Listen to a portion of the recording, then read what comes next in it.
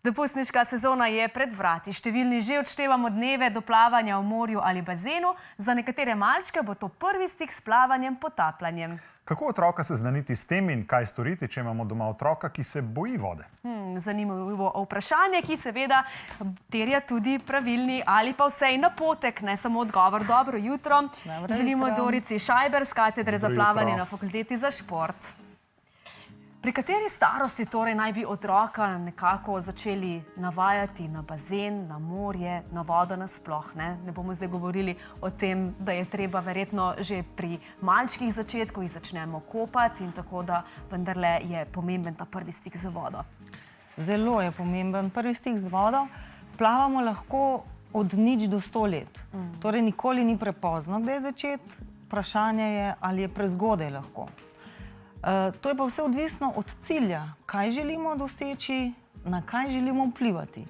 Se pravi, v vsakem razvojnem obdobju otroka on drugače reagira in je treba tudi pravilno pristopiti. Zato imamo različne načine pristopov in vsekakor pa naj starši plavajo z otrokom vsaj do 4. leta starosti. Starši so prvi učitelji. Kajti že v kadi doma, ko popek odpade, je prvo kopanje.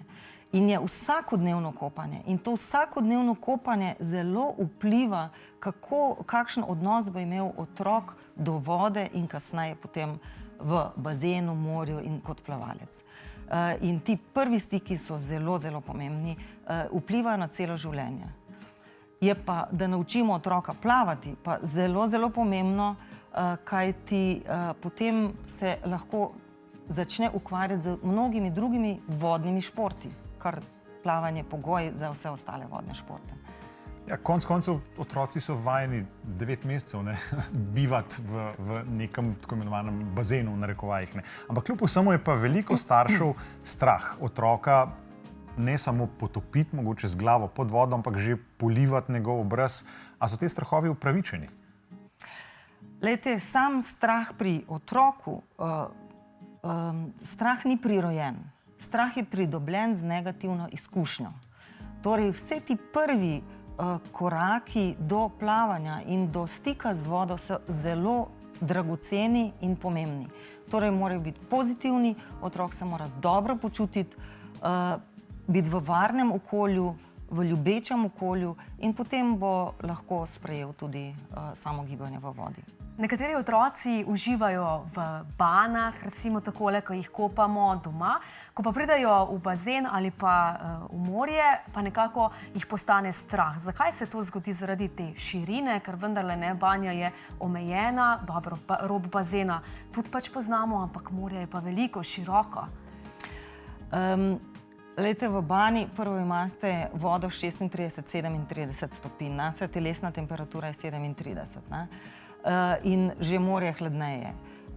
In zelo postopoma je treba prehajati iz bane v bazen, v morje in tega postopka mogoče se ne zavedamo in prehitro želimo nekaj od otroka, kar on še ni sposoben. Kaj pa pri tistih dojenčkih, recimo, ali pa otrocih, ki se izrazito bojijo ali pa ne marajo nasploh vode? Kako se potem lotiti takega izziva ali pa podviga? Zelo individualno.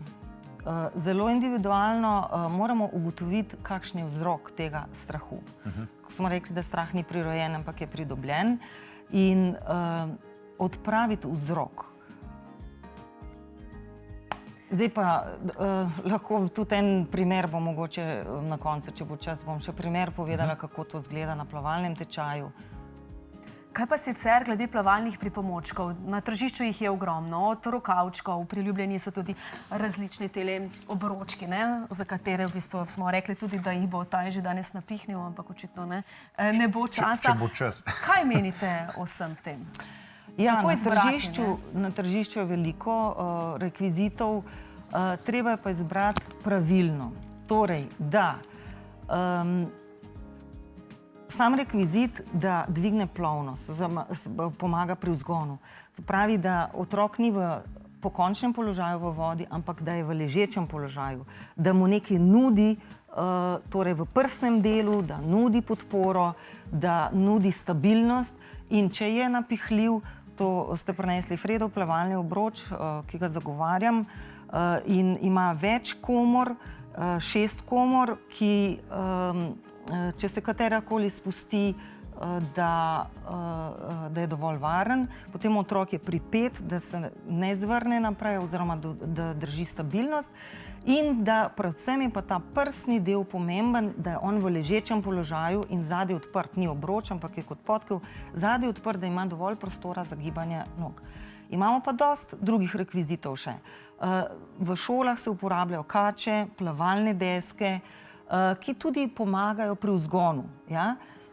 Rokavčki so bili zelo popularni, mogoče jaz, ko sem splavala pri 7 letih starosti, zdaj že učimo pri dojenčkih. Pred 50 leti so v šolah naravi pri 11 letih se naučili plavati in so se tudi metode učenja plavanja morale spreminjati, ker čim gremo v predšolsko obdobje, otrok ne sprejema in ne zaznava vsega, kar kasneje lahko s kakšno metodo ga potem kasneje učimo. Kaj pa učenje brez pripomočkov? Ker vemo, da v zadnjem času se pravi, zelo veliko se dela na tehnikah, na spoznavanju dojenčkov in tako. In veliko šol je, predvsem banjanje, ki mi je zdaj padlo na pamet, je priljubljeno, priljubljeno in uspešno. In otroci sploh ne rabijo nobenega rekvizita. In ne bi bilo tudi boljše za njihov razvoj.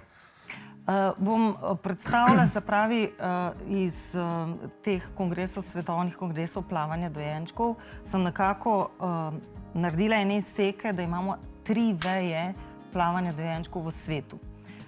Prva in najstarejša je z potapljanjem otrok, ki se je razvila iz Avstralije že v letih 60, ko so bili vročinski valovi, 50 stopinj zunaj in je cela družina šla v vodo se ohlajati, vzela dojenčka s seboj in so takrat ugotovili, da se ne potopi, se pravi, ker je specifično lahek, kosti niso zagostenele, veliko hrustanca, lebdi na vodni gladini. Če ga potopimo, ne aspirira, to je nekje do 2. meseca starosti in ima refleks zadrževanja dihanja, ampak ta refleks kasneje izgine. In so s tem plavanjem potem tudi nadaljevali. To je prva veja. Druga veja je pa, ki je bolj v Kanadi, z obračanjem otroka iz prsnega v hrbtni položaj. To je kot da, se pravi, če otrok pade v vodo in če so usta v vodi, utone, tudi če je na gladini vode. Zato ga učijo manevra prekrižati noge, obrniti v hrbtni položaj in če so usta na gladini, nad gladino vode, preživi. Z varnostnega vidika je to pametno. Moram pa reči, da za obe metodi, ki sem jih preučevala, sem brala v zgodovini, da ko se je prva metoda razširjala, so zdravniki pisali negativne članke na temo, da se je povečalo vnetje ušes, nos in grla. Na drugo metodo so psihologi pisali, kako da starš voditelj zraven otroki oprsno ne more vdihniti in ga kličeta turn, obrni se, prekrižaj in potem on zadiha. Kakšne posledice bo to puščalo kasneje na otroku? In potem tretja veja, za katero smo se odločili pred 25 leti, ko se je začelo plavanje dojenčkov v Sloveniji, izhaja pa iz Nemčije, ker spodbuja sonožni vdriv, ker otroka, če daš v vodo, v prsni položaj, avtomatsko oziroma reflekso sonožno vdriva. In to je kasneje podobno prsnemu plavanju. In ravno ta Fredov obroč, ki ste ga prinesli, mu spodbuja ta ležeč položaj, ki mu spodbuja sonožni vdriv in on zelo hitro lahko ga naučimo potem prsnega udarca oziroma prsnega plavanja. Mislim, da si bomo to zdaj tudi pogledali. Tako imamo pripravljen video in potem nadaljujemo pogovor. Torej, zdaj si bomo pogledali en posnetek naših najmlajših v vodi, zelo je zanimiv, ga bomo potem tudi seveda malce pokomentirali. Neverjetno. Prav neverjetno. Kdaj bi torej starši naj takole dojenčka odpeljali kakšen plavalni tečaj ali pa morda banjanje, ki si ga prej omenil in da ga tako seznanimo z vodo, z plavanjem? Spet je individualno, se pravi pravilen pristop z določenim ciljem, se pravi, vidimo, da dojenčki, moramo reči, so specifično lažji. Se gibajo proti gladini vode, če bi ga vrgli v vodo, ne bi utonil, vendar, če ga ne dvignemo nad vodno gladino, potrebuje našo pomoč. Sam dojenček v literaturi piše, dojenčki plavajo, dojenčki ne plavajo. To je spet odvisno od definicije, kaj je plavanje. V Sloveniji imamo definicijo, da je plavalec tisti, ki zna odplavati 50 metrov, skočiti na noge, se obrniti iz prsnega v hrbtni položaj. Torej, takrat je varen plavalec. Dojenčki niso varni plavalci, potrebujejo nas, ali da ga premikamo po vodni gladini, ali z pripomočki, se pravi, lahko že zelo zgodaj. Ampak v vsakem primeru verjetno starši sami ne moramo učiti otroka plavati. Mora biti vedno nek strokovnjak, ker nismo niti usposobljeni tudi glede varnosti konec koncev. Pa verjetno tudi kot starši moramo biti zelo pogumni, da dojenčka takole spustimo pod vodo. Predvsem mame, jaz iz svojega vidika, no, bi to pač res težko naredila, če pa imaš zraven strokovno. Mislim, da kar v imenu vseh mam govoriš. Če pa imaš zraven res strokovno osebje, pa je to veliko lažje. Ja, absolutno razložimo, zakaj je ta vaja, kako vpliva ta vaja na otroka in kako se tudi pravilno izvaja. Takrat reagiranje staršev je zelo pomembno. Če se starši dobro, udobno počutijo, se bo tudi otrok. Če je starša strah, bo tudi otroka strah. Kdaj pa recimo otrok samostojen sposobno plavati? Pri kateri starosti se ga lahko nauči? Dejansko pri 3 letih starosti lahko že pravilno, koordinirano plava, če smo ga na pravilen način učili. Uvedli otroka. Torej, otroci naj se ne učijo sami plavanja, vedno v sklopu starša v začetku, potem pa tudi jasno z starši in učitelje, pa še najboljša kombinacija, da se nauči pravilno. Kajti, če se naučijo nepravilnih gibov, pri 5-6 letih, recimo krive škarje, asimetričen udarec, in da to avtomatizira, bo zelo dolgo potreboval za popravljanje napak. Se pravi, več časa potrebujemo za popravljanje napak kot učenje na novo. Torej, v bistvu priporočate, da se udeležimo tudi kakšnega plavalnega tečaja, ne čakamo do šole, tako kot recimo smo mi. Takrat v bistvu so bili plavalni tečaji šele v osnovnih šolah, danes vemo, da so že v vrtcu. Ja, vendar bodite starši z njimi, ne prepuščajte tujim ljudem, on potrebuje vašo varnost, vašo pozornost, bodite z njim v vodi.